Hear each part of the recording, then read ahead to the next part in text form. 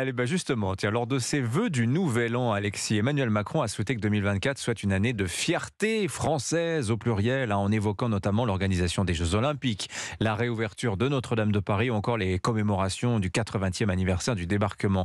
Pensez-vous, Alexis, que le souhait d'Emmanuel Macron va être exaucé ? Je crois, Dimitri, que chacun, et c'est bien naturel, a envie d'être fier de la France. Communier dans le souvenir glorieux du débarquement, la fièvre des Jeux Olympiques et Paralympiques, ou la joie de Notre-Dame qui renaît de ses cendres, personne ne peut être contre. Et c'est vrai que dans un pays souvent morose, où l'on pratique volontiers l'autodénigrement, où l'on est malheureusement plus habitué aux anathèmes qu'au moment de communion nationale, ça nous changerait et ça nous ferait du bien. Mais bon, pour être fier, il faut avoir des motifs de fierté. Et donc que les événements en question se passent bien. Et là encore, on l'espère tous. Enfin, il faut se méfier. Souvenons-nous qu'en 2018, pour les 100 ans de la fin de la Première Guerre mondiale, une commémoration déjà, Emmanuel Macron avait imaginé une grande tournée mémorielle. Une itinérance mémoriale. Voilà. Itinérance mémorielle. Oui. Dans le nord et l'est de la France. Et puis là-dessus, la crise des Gilets jaunes avait éclaté.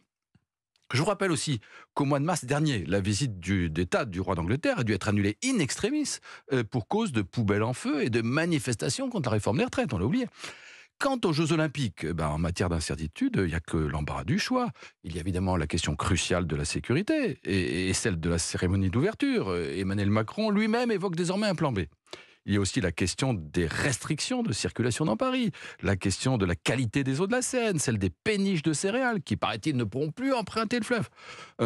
Tout ça pour dire qu'avant de pavoiser et de chanter victoire, il y a un peu de boulot. Bon, mais si tout se passe bien, comme c'est le plus probable, Alexis, vous croyez quand même que cette succession d'événements peut avoir un effet positif sur la cote de popularité du président ? Alors, il n'y a pas d'exemple d'un tel enchaînement de festivités.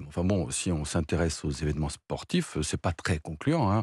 En 1998, après la Coupe du Monde de foot organisée à Paris, Jacques Chirac, à l'époque, c'est vrai, bondit dans les sondages. Lionel Jospin, un peu moins. Ça dure pas. Et puis les Bleus, à l'époque, avaient gagné la Coupe. Là, la France, cet été, ne remportera pas toutes les médailles au JO. On peut le penser. 20 ans plus tard, en 2018, après une autre Coupe du Monde de foot à Moscou, gagnée elle aussi, le seul dont la cote de notoriété a bondi après la compétition, si vous vous rappelez, c'est l'homme qui avait conduit les Bleus sur les Champs-Élysées, un nommé, vous vous souvenez, Alexandre Benalla. Ah oui, c'est vrai. Et pour le chef de l'État, ça n'avait pas été un franc succès. Bon, à vous entendre, Alexis, Emmanuel Macron aurait donc tort de trop miser sur cette fameuse année des fiertés françaises ? Écoutez, il faut prendre cette succession de rendez-vous exceptionnels pour ce qu'elle est, ni plus ni moins. Les Français d'ailleurs ne sont pas dupes. Interrogés par l'Institut ELAB, 13% seulement estiment que ces événements susciteront de la fierté et seront importants pour le pays. Les autres, 87% quand même, estiment soit qu'ils ne sont pas importants, soit qu'ils ne susciteront aucune fierté. Donc, si l'idée d'Emmanuel Macron, c'est une France qui, pendant un an, gambaderait dans la joie et l'allégresse d'une panthéonisation à une commémoration, d'une grand-messe olympique à une grand-messe catholique, il risque fort d'être déçu. Nos concitoyens attendent de leurs dirigeants et de leurs présidents autre chose que l'inauguration des chrysanthèmes, fût-il aux couleurs du drapeau olympique. Ils attendent de l'action.